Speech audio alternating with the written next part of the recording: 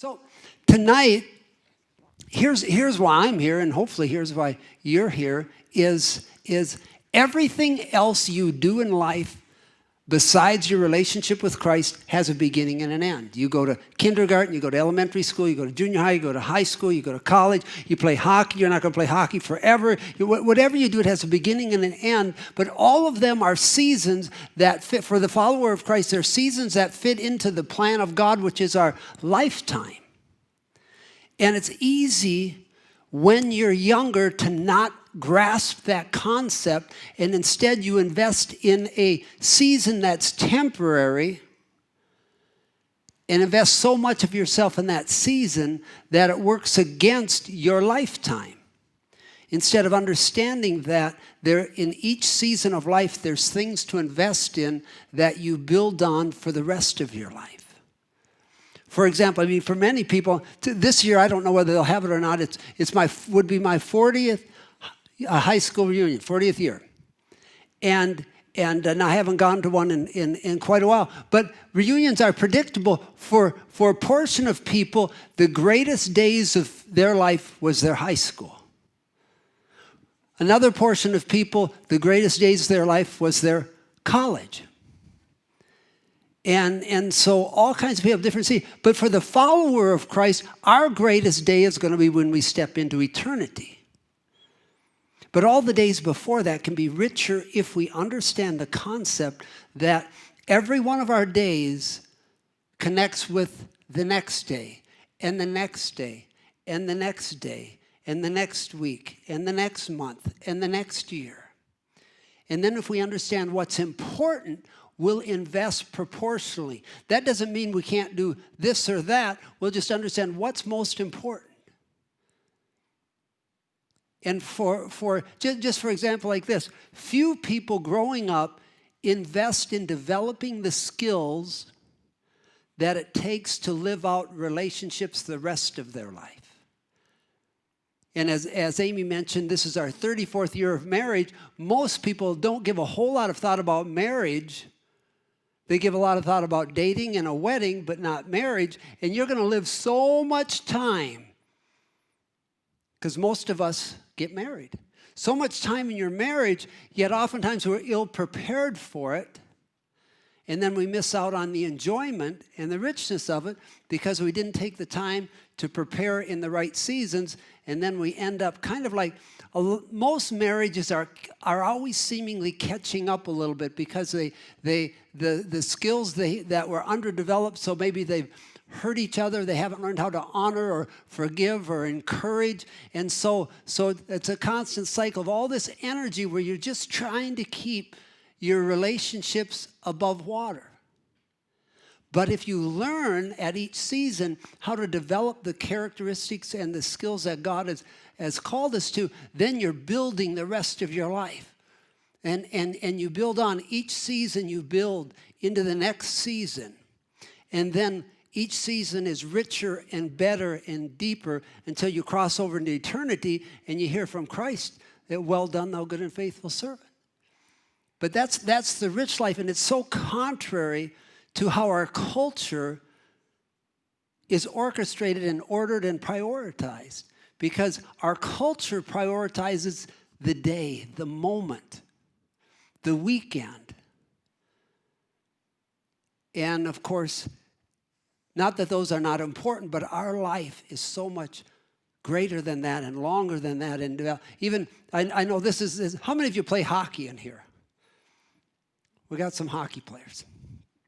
And so athletes oftentimes, now I don't know, but athletes oftentimes can be the most long-term challenge because they're so focused on success in the moment. It's kind of like I love the Olympics and never had an opportunity to play in the Olympics, but always dreamed about the Olympics and wanted to be in the Olympics and win a gold medal. And now if they would have had golf in the Olympics back when I was younger, you never know, but they didn't, so it wasn't an opportunity. But what I've watched, because now I'm older, I have an opportunity to watch the people who were at the top in whatever they were in, whatever event it was, but they might have only been 20 years old, or might have been 24 years old, or they might have been 28 years old, and they're at the peak, but then they have to live life the rest of their life. And for many of them, the rest of their life is a struggle because of a lack of developing the skills to live life. They develop the skills to achieve something in a small, narrow part of their life. And so that's why the Word of God is so important to us, because it's not one or the other. You can be an Olympian.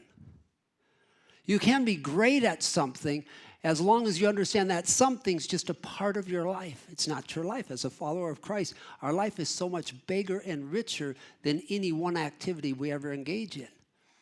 But I'm convinced as a follower of Christ, whatever we're engaged in, we should be doing it all for the glory of God. Now, I was not a hockey player, but was a basketball player. And I loved Christ. Now, don't hold that against. Now, we've done some things with the Cullen family, and Benjamin was with some of the younger Cullens, because these guys, the Dohertys, they're really nice people. But the younger ones, Benjamin said he liked basketball, and they laughed at him. Basketball, that's a dumb sport. Yeah, he got booed out of there for liking basketball. Yeah, you could. Yeah, Sam will boo anybody. And but as a follower of Christ, and here's the thing: it's not what God's desire is to integrate every area of our life with our relationship with Christ. And so when I played basketball, now I was somewhat challenged. I couldn't jump real high, but I was tenacious. So whatever ability I had, I maximized it, because as a follower of Christ, we represent God. We work hard. And so we should be the ones that are the kindest but also the hardest working, because we're representing something besides that sport. We're representing the King of Kings and the Lord of Lords in whatever we do. So it isn't, I think it's important that as we start, we understand this. It's not that anything is right or wrong to do. It's just that everything, as a follower of Christ, we do for the glory of God. We represent God in that arena, whether it be athletically, whether it be academically, whether it just be relationally, whether it just be as a neighbor, as a friend, as a coworker, whatever it is, we are God's representative in that environment. And so we represent him well, and that's really what a life well lived is. It's running that race. As we saw the verse up there, every one of us is in a race. The only thing is, a lot of people don't know it. But you and I, God has marked out a race for each of us to run. And as my wife said, and this is why I'm passionate about it, is I love to see people run the race, because it's the greatest race ever, the race that we run for Jesus Christ. And I doubt in 30 plus years that I've woken up a day without an awareness that today is one more leg of the race. It's a privilege, because I'm one more day closer to the finish line, and I want to fulfill all that God has called us to. And so that's why I'm here. In my little slice of the race, I've now been called to this geographic area to invest in whoever God would bring. If it's 5, if it's 10, if it's however many are here, whoever it is, to encourage them to run the race well and to go forward in what God has called them to in every arena of their life. And so I want to encourage you. Each week will be interconnected to the other week, but each week will be separate too. So if you know people who couldn't make it tonight, bring them next time, because it won't be like they missed something, because they'll all be a little bit separate from each other, but yet they'll all be interrelated because we're on the same subject. But in 1 Corinthians 9, it says, "Don't you realize that in a race everyone runs, but only one person gets the prize?" And of course, that's talking about the world we live in. Only one gold medal each event. And Paul, if you're familiar with the New Testament, Paul was a lover of the athletic games, of the early Olympics. He loved to draw those parallels because they're so relatable to our lives. And he says, don't you realize that in a race, everyone runs, but only one person gets the prize. So run to win. All athletes are disciplined in their training, and they do it to win a prize. that will fade away. But we do it for an eternal prize. So I run with purpose in every step. And really, that's what it's about. And any of you who do anything, when you and I invest fully in whatever we're doing, that's the majority of the richness of it. The results are important, but the process is the richness of life.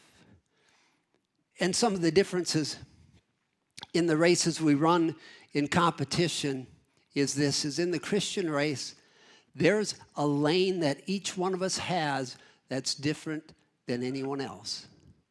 And it's never against anybody. That's a hard concept for us to understand because we are a sports-saturated culture. And I think just ingrained in us, like my wife and I, we do like playing games and we're I thought I was really competitive till I got married. And my wife is a character. I think I've done on Tuesday. I talk about, she says, "Oh, do you play ping pong?" Sure, I play a little ping pong. And so this is before we were married, and we played ping pong. She was actually fairly nice to me then. But then after we got married, and we played ping pong. If things didn't go her way, that ping pong paddle came my way.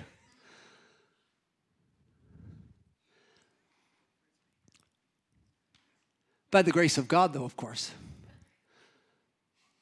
And my wife is she's so much fun to play with because when she loses, she's excitable.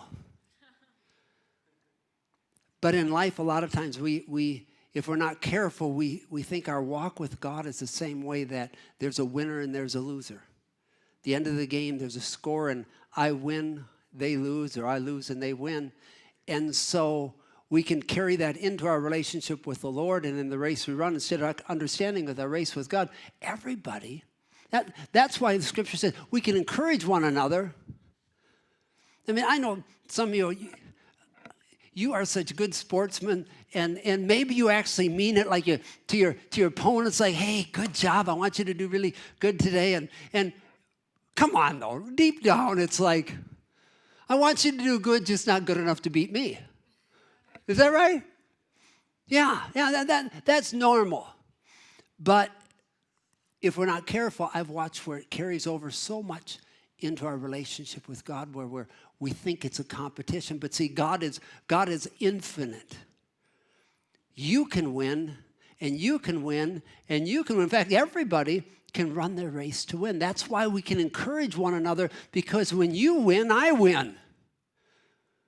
Because we're all related in the body of Christ. We all are connected. That's what makes Christianity so different. But unfortunately, we bring our worldly perspective into our Christianity, and we think, I've got to beat this person. I've got to be better than this person, because if I'm not, then I lose. But it's never like that in the kingdom of God. So when the race we run, it's very different, because each one of us has a different, it's not that we have to keep up with the neighbor, or we have to compete with the neighbor, or we have to compare to how anyone else does. God has just outlined a race for each of us to run. And then he gives us his grace and his spirit to help us run that race well. Jesus said something interesting. I was just, if I say this way, in watching Christians. We pastored the same church for 30 years. Now, here's kind of the nice thing about being in another community. Now I can tell some stories. Because when you're in the same community with the same people, you can't really tell stories because they're a part of the story. And that wouldn't be good. But, and again, since you don't know any of them, I can tell the story. Of course, I won't tell you their name. But it's not uncommon for someone to follow God for seasons of their life. But Jesus said it's he who endures to the end is the one who wins the prize. It's a marathon we're in. In fact, Amy and I, it's a kind of there's so many tragic stories within Christianity. But my passion is, and this is the beauty of when I work with young people, it's like the sooner you and I, well, I'll say you because I'm not a young person anymore in one sense, but that the sooner any of us engage into the race that God has for us, the further we'll be able to run, the more we'll be able to experience, the greater things we'll be able to accomplish, the greater reward there will be in eternity. That's why I'm here with young adults, because I want to stir you up. Yes, enjoy the season of life you're in, but understand this. The wisest person knows it's just a season that fits into a lifetime, so I want to learn what I can in this season so I can more accurately fulfill what God has called me to in a lifetime. And so we were driving the other day, and we drove past a cemetery. I said, "Do you remember that cemetery? I mean, it's out like the middle of nowhere." And she told me the person who was buried there. I'd only been there one time, and that was to do the committal. And it was a spring day. It was kind of wet and slippery. And I had someone tell, these, I don't know whether they're real stories or not, but someone tell a story, pastoral misstep, where on a rainy, muddy day, they slid into the hole that the coffin's supposed to go in. So that day, that's on the back of my mind. It's like, I'm not getting too close to that hole. I could slide right in there. That'd be a bad deal. And so anyway, that's why I was kind of remembering that. I remember that day because we had to drive up. Now they have a nice little, paved deal. Back then it was just gravel and mud, and rain was coming down. And all I could think about, don't slide in the hole. Whatever else, just you get her in the hole, not you, is kind of the deal. But anyway, we passed by there, and the gal who we did the committal service for, both her and her husband had tough experiences when they were young, maybe in their 20s with alcohol and different things, but had come to know Christ. Their lives were transformed. And so she lived a life well, maybe died, I'm guessing now, maybe. She died young, maybe in her 60s, late 60s. But anyway, then her husband. See, here's the thing. You don't always know it, but her husband, within probably a year and a half, had gone. This had been 40 years he had followed the Lord. But within a year and a half, he was back to drinking. And his life just fell apart until he died. Because sometimes we're living our lives because of a friend or a family or maybe a spouse, instead of running the race where we understand the prize is we want to honor Jesus Christ. Because and that's one thing I just wanted to briefly touch on, because I don't want to assume anything here. But this race that we're talking about, that Paul's talking about, it's not a race we're born into, it's a race we're born again into. It's a race that you make a choice to say, Jesus, I recognize that I am lost and separated from you, and I need your forgiveness. And God comes in by his Spirit, and maybe you've heard the term, we're born again. He regenerates our spirit, made into the image of God, the righteousness of God. We now get adopted into the family of God. We're not born into the family of God. It's a choice we make. This race we're talking about is not all human beings.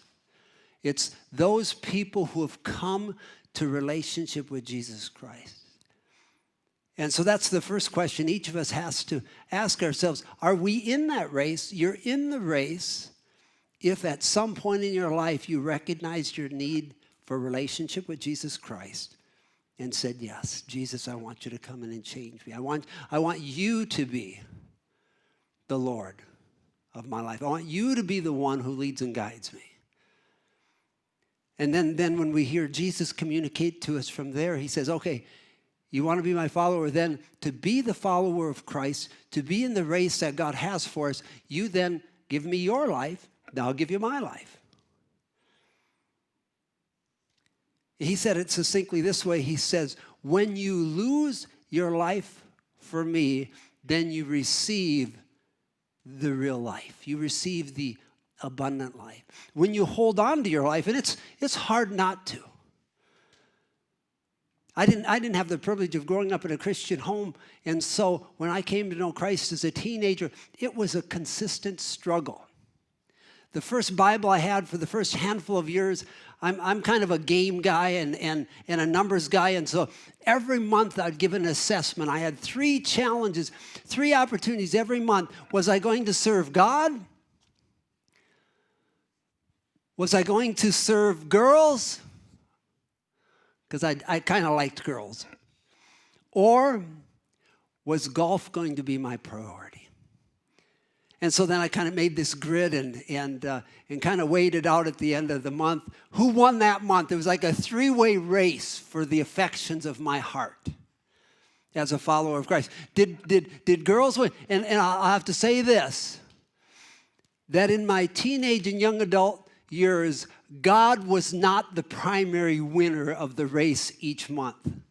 And you'd think like the light would go on, and now we know so much more that the prefrontal cortex was just developing and mine was maybe underdeveloped, I don't know. But you'd think the light would go on because at the end of the month, if the month was a rich month, it was because I had my priorities right. It's because God was the one who I was pursuing. So you'd think like, duh, next month, choose Jesus. Simple. But not to an undeveloped prefrontal cortex man, anyway.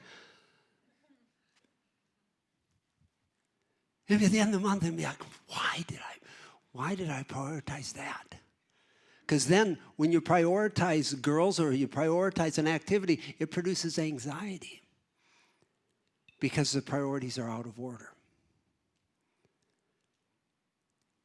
And so when you make a choice to say yes to Jesus, then you're also, you're put into this race whether you know it or not, and you're accountable to this race.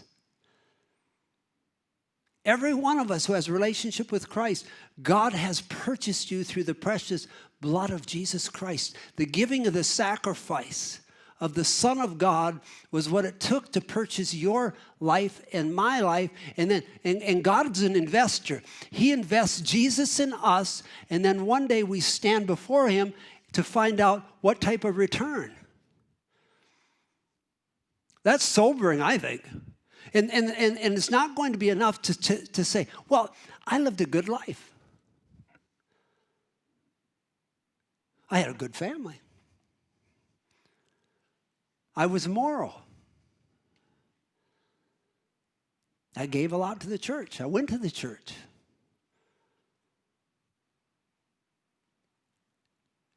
Because what it takes to win, and that's why these metaphors are so, what it takes to win a gold medal in the Olympics, it takes even more of our life to fulfill all that God has called. It's an everyday, all day, every minute.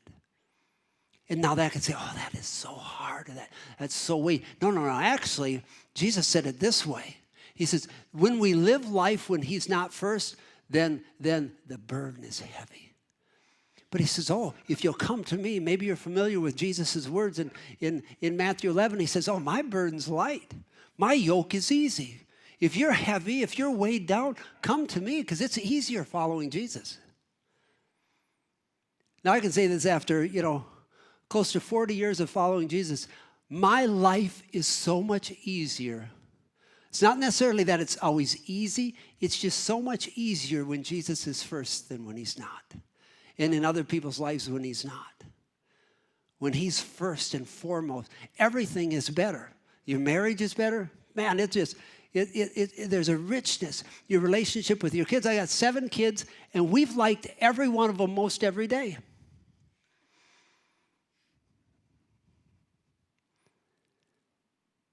Why? Because his burden is light. His yoke is easy. The plan of God is the best thing. Entering the race every day, focusing on Jesus Christ. We'll talk about next week. We'll focus on Hebrews chapter 12 and what the writer of Hebrews says to us there.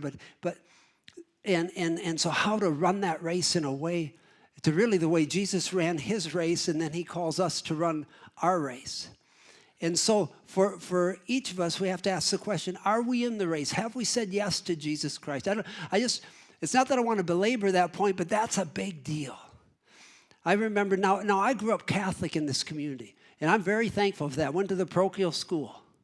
But one thing I did not experience is I didn't experience relationship with Christ there. You can, I didn't. But I remember coming back, and I don't know how the schools are today, but back then there were a lot more nuns in the school then than there probably are now. And I remember coming back and saying to one of the sisters, and they knew me. I was not the best student at St. Mary's. And I told them I can't come to relationship with Christ. And they said, no, you've always been a Christian because you're Catholic. And I said, oh, no. No. You know me. I've never been a Christian. I was a terrible kid. But it's not about the church you grow up in. It's about coming to relationship with Christ. That gets us into the race God has for us. And it's a beautiful thing. And so I want to just make sure that it's not something we translate. This isn't about the type of church we go to.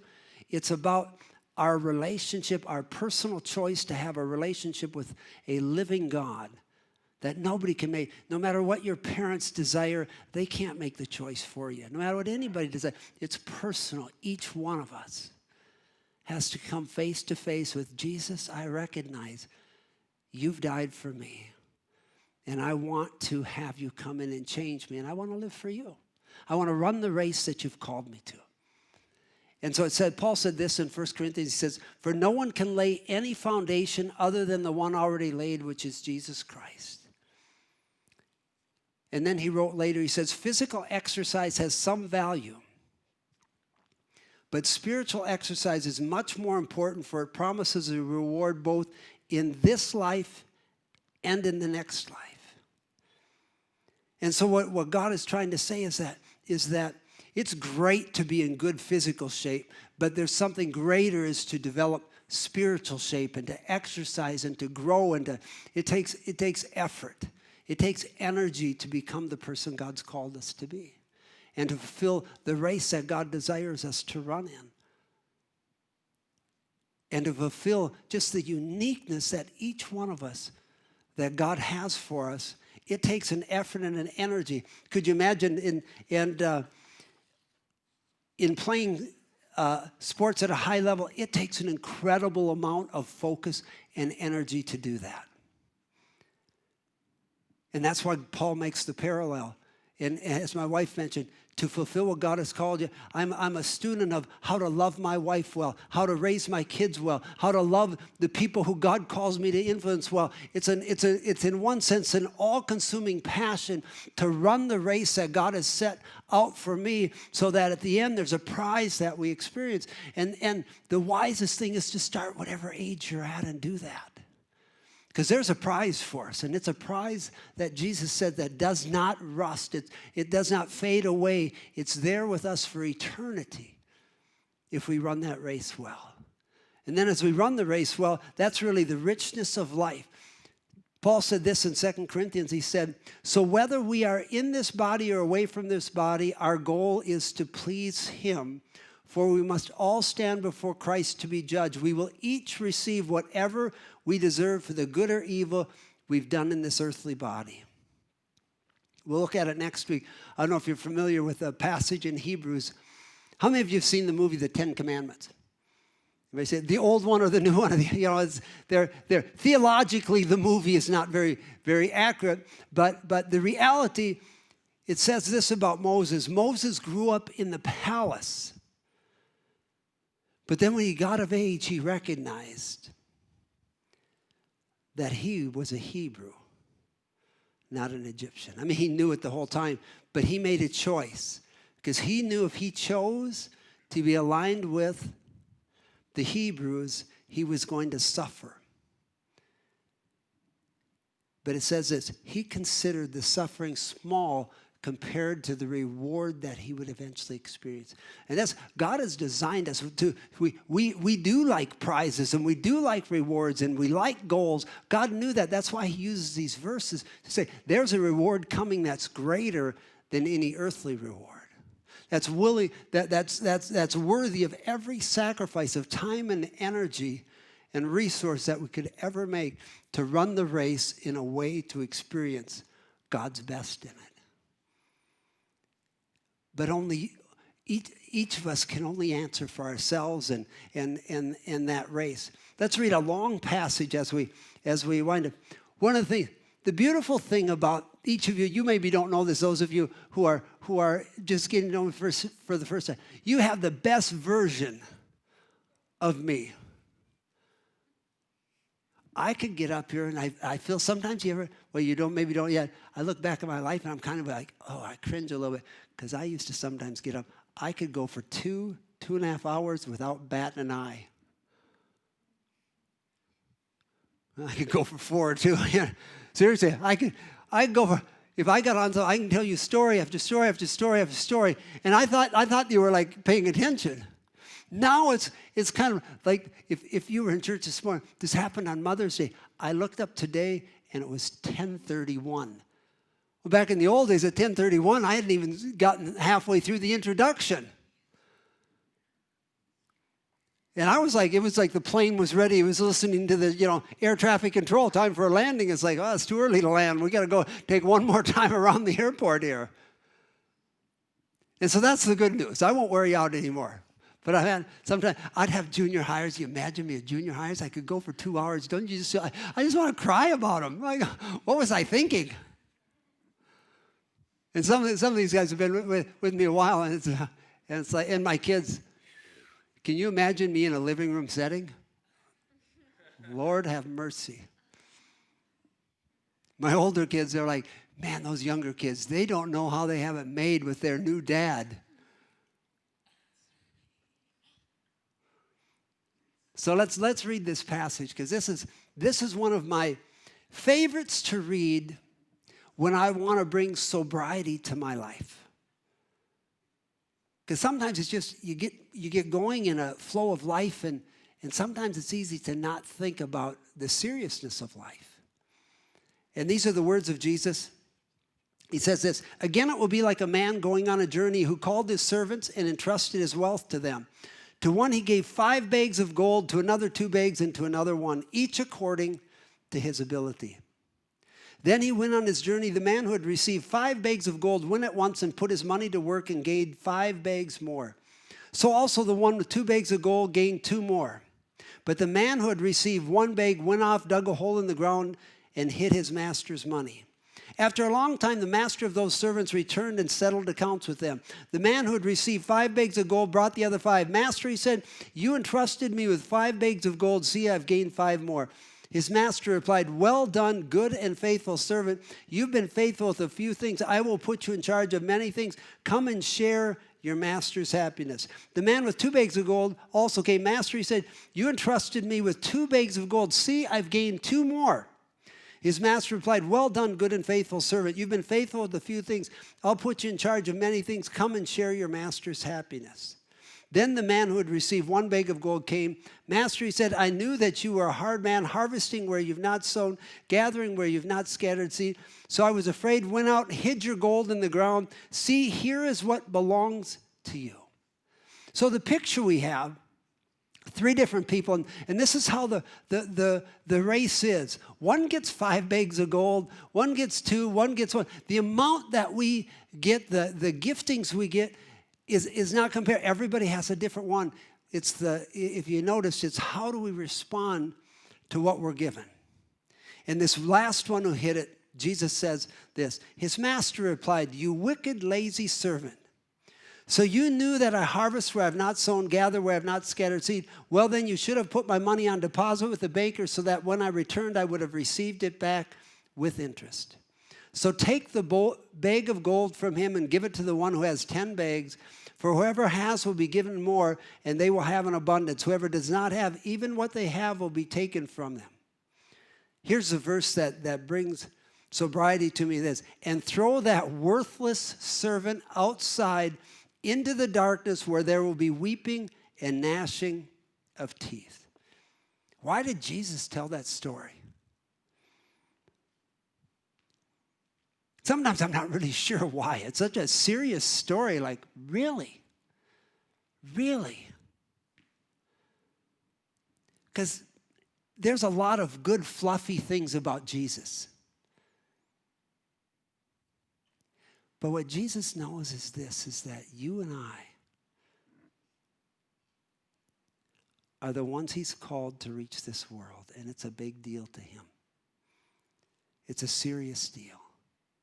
He's invested his best in us, his own son, and he's asking for return on that investment, to live our lives in a way that we invest them so there's a return for the kingdom, to run our race so there's a return. And now again, here's something that's important, because you can think doing your thing will be more enjoyable, but running the race for Jesus Christ is the abundant life. I know here in the Alexandria, we've got a couple now from Alec, but you can get so caught up in a nice house and nice things and hanging out for the summer, and all those things are great. And we are to enjoy things at a certain level. But each day, kind of like, when I was playing golf, I was a little bit over the top. Maybe as some of you are playing sport. I was a sun up to sundown till the mosquitoes absolutely chewed your life, and then you stopped. 7 days a week, every nice day. We lived on the lake a couple times, and it might be hard for you to imagine. I didn't even dip my toe in the water once, all summer long.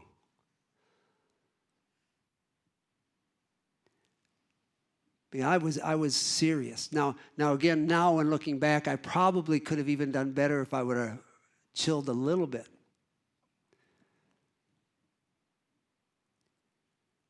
But this race we're in is a big deal.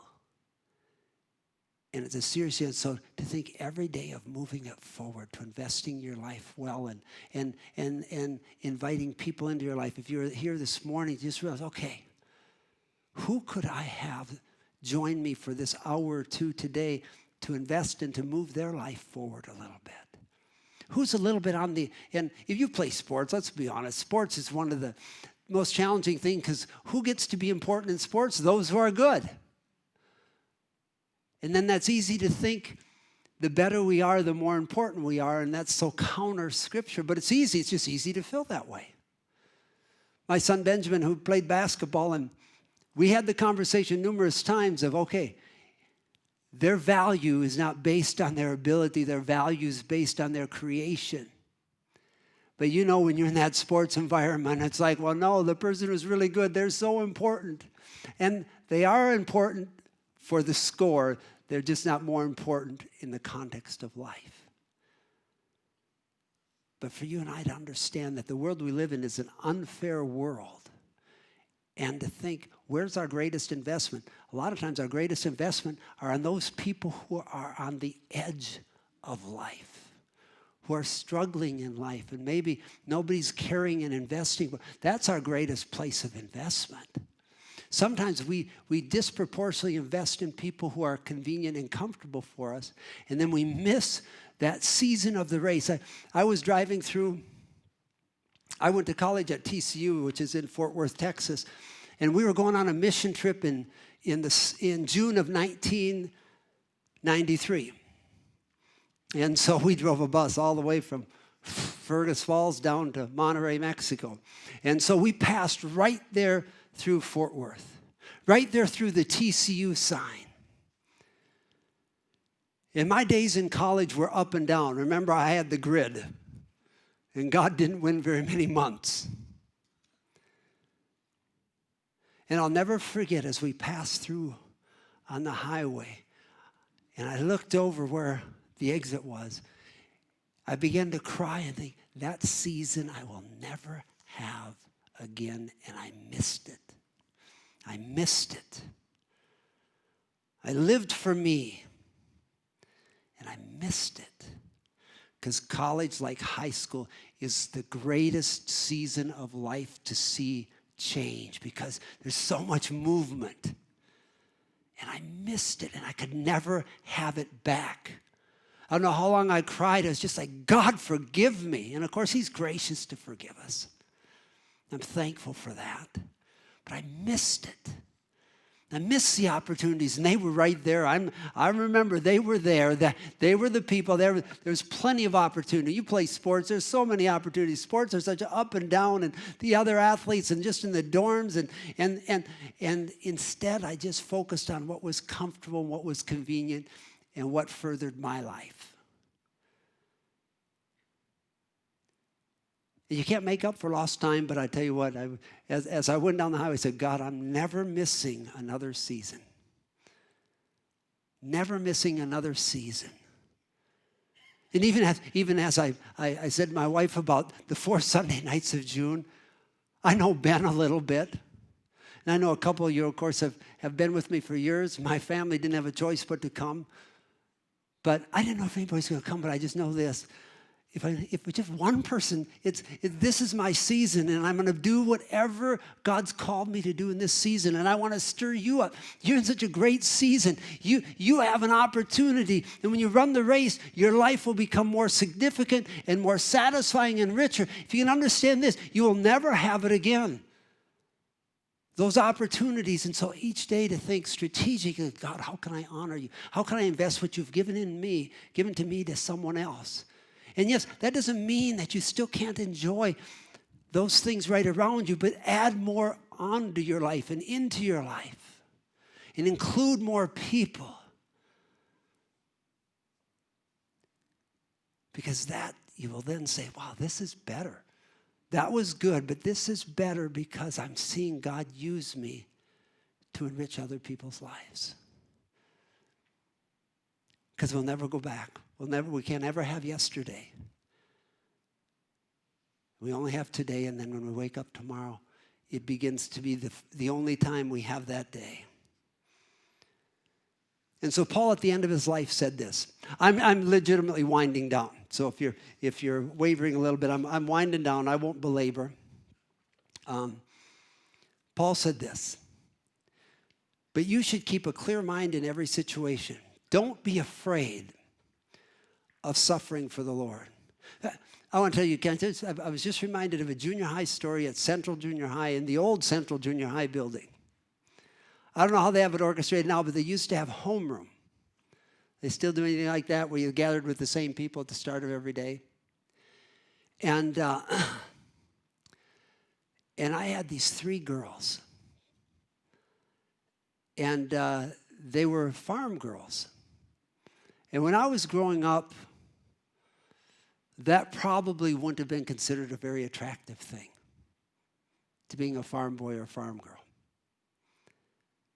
But that year, in fact, I drove through Carlis. 2 of them were from Carlis. And Carlis was the middle of nowhere when I was growing up. Now everybody's so mobile, but it was like way out there. You got there only on special occasions. And these were farm girls from the Carlis area. And I was passing through, I thought, I'd like to just see those girls. They were if I could do it all over again, I'd probably leave all my other friends and just enjoy that bunch we had sitting in homeroom, because they were such rich people. It wasn't based on the score at the end of the weekend. It wasn't based on what you look like. It was based on you were just a person. And that made you important. And I think, wow, if I could do it all over again, I'd have done better. I'd enjoyed it more too. Those were 3 girls. They were so much fun, and they were so honest and transparent and pleasant. They didn't put on all the airs and the makeup and the emotional ups and downs and I love you, I hate you. You know the stories. They were loyal. They were faithful. They were kind day in and day out. They were your friend. I think, oh, I missed it. But you know what? I missed that window, but I've taken that window into the rest of my life. And to have it influence the rest of my life. And so I encourage you, just say, Holy Spirit, open my eyes. Help me see what you want me to see. Help me see the people you want me to see, and then wrap my arm around those people and bring them into my life. and invest in them. Then the most interesting thing is, I just told you about those three gals. By the end of the year, I don't know if I helped them at all, but they helped me. I just had a great time with them. It was just a funny deal. I mean, I didn't do one social thing with those 3 girls ever, except homeroom. I looked more forward to homeroom than I did to going on a date. They were fun, pleasant, predictable in a nice way. Not moody, holy moodiness. You ever date moody people? Oh, I think it's just full of moodiness in that junior and senior high. Man, well, I shouldn't say, I think the rest of your life it is. But it doesn't have to be. So let me get back to the verse. I'll just remind those 3 girls. Joni, Connie, the other one slipped me a little bit. But I'm sure they just turned out to be great people, and I missed it. I wish I was friends with them today, because they'd be the kind of people I wish I'd have done life with. But you should keep a clear mind in every situation. Don't be afraid of suffering for the Lord. Work at telling others the good news and fully carry out the ministry God has given you. As for my life, this is Paul writing towards the end of his life, my life has already been poured out as an offering to God. The time of my death is near. I have fought the good fight. I have finished the race. I have remained faithful. And now the prize awaits me, the crown of righteousness, which the Lord, the righteous judge, will give me on the day of his return. And the prize is not just for me, but for all who eagerly look forward to his appearing. For all of us to say, God, I'm going to live my life for you. Because I don't know if, and this is normal. It's not right or wrong. I have my daughter Natalie's getting married here in a few weeks, and she loves Jesus, but she doesn't want Jesus to come back before she gets married. You know what I mean? She kind of wants to get married and be married a while. Then maybe Jesus can return. But then, I'll go to get married a while. So I kind of like to have kids, and Jesus can just wait a little longer. And that's normal. But the part that Paul's referring to is like when we live our life in a way where we know, Jesus, don't come back today because I've not been living for you. That's what he's talking about. We eagerly desire his return because, God, we're living for you. We can enjoy what's happening, but it's living in a way where we're eagerly awaiting God's return because we're going to hear from God, well done, thou good and faithful servant. Honey, do you have anything you want?